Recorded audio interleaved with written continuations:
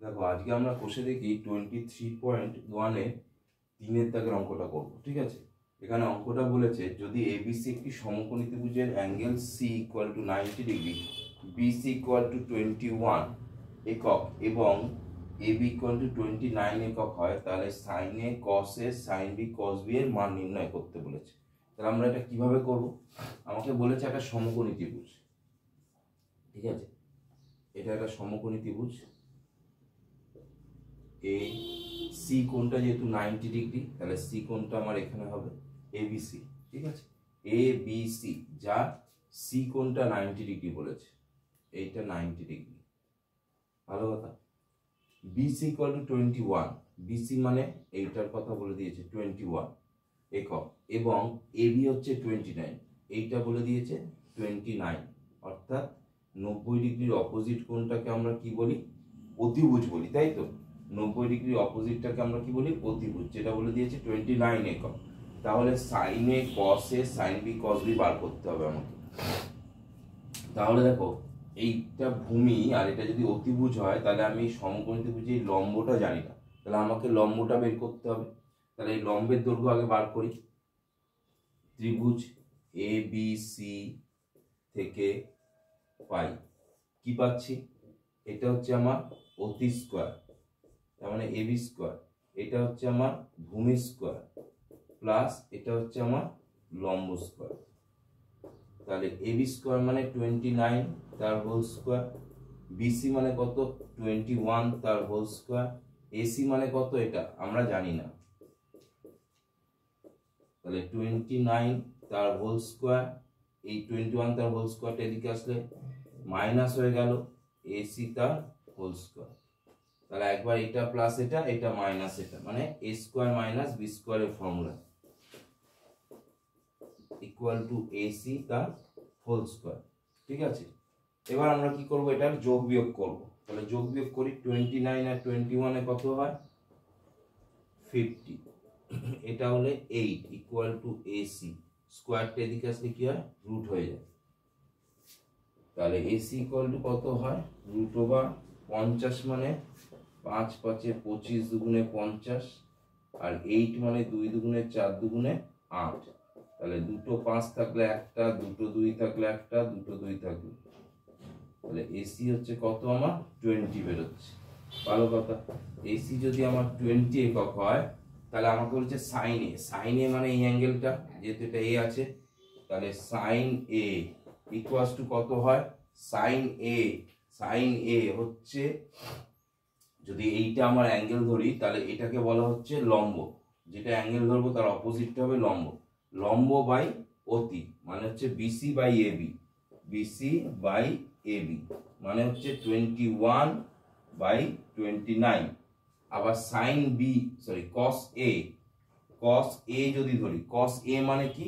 কস এ মানে হচ্ছে এই অ্যাঙ্গেলটা যদি হয়, কস এর ক্ষেত্রে এটা লম্ব হবে, এটা ভূমি হবে, যেহেতু এটা অ্যাঙ্গেলে, তাহলে ভূমি বাই অতি মানে AC by AB 20 by 29। Sorry, sine B, sine B মানে কত?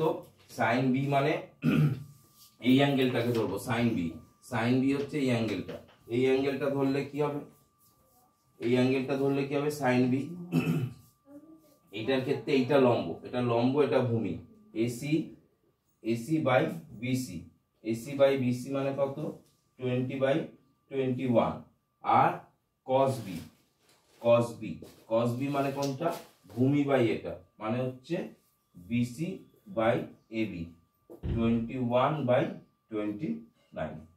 ঠিক আছে, এই হচ্ছে অঙ্কটা। এবার আমরা 4 নম্বর অঙ্কটা করব। কি বলেছে? cos θ = 7/25 হয়, তাহলে থিটা কোণের সকল ত্রিকোণমিতিক অনুপাতের মান নির্ণয় করো। সকল ত্রিকোণমিতিক অনুপাতের মানে, ধরো বেসিক্যালি আমার এই ফর্মুলাগুলো তৈরি হয় কি? সমকোণী ত্রিভুজ থেকেই তো তৈরি হয়, এ বি সি। ঠিক আছে, এবার আমি cos θ বলেছে, cos θ মানে কি? cos θ মানে হচ্ছে আমার ভূমি বাই অতি। ঠিক আছে, তাহলে থিটাটাকে আমি ধরলাম এইটা থিটা। ওকে, তাহলে এটা যদি থিটা হয়, তার মানে এটা 90 ডিগ্রি, তাহলে এটা হচ্ছে আমার ভূমি আর এইটা হচ্ছে আমার অতির ভ্যালু। ঠিক আছে, তাহলে আমি আগে লম্বের ভ্যালুটা বার করব। তাহলে লম্বের ভ্যালুটা বার করি, ত্রিভুজ এ বি সি থেকে পাই। ওকে, তারপরে এইটা বলছি সকল ত্রিকোণমিতি, এটাকে বার করি, অতি স্কয়ার ভূমি স্কয়ার প্লাস লম্ব স্কয়ার। ওকে, তাহলে অতি স্কয়ার মানে হচ্ছে 25 তার হোল স্কয়ার, বিসি মানে হচ্ছে 7 তার হোল স্কয়ার, এবি স্কয়ার। তাহলে এটা হচ্ছে 25 তার হোল স্কয়ার, এটা এর পাশে আসলে -7 তার হোল স্কয়ার, এবি তার হোল স্কয়ার। তাহলে এটা a square minus B square formula, 25 plus 7 25 minus 7 AB তার হোল স্কয়ার।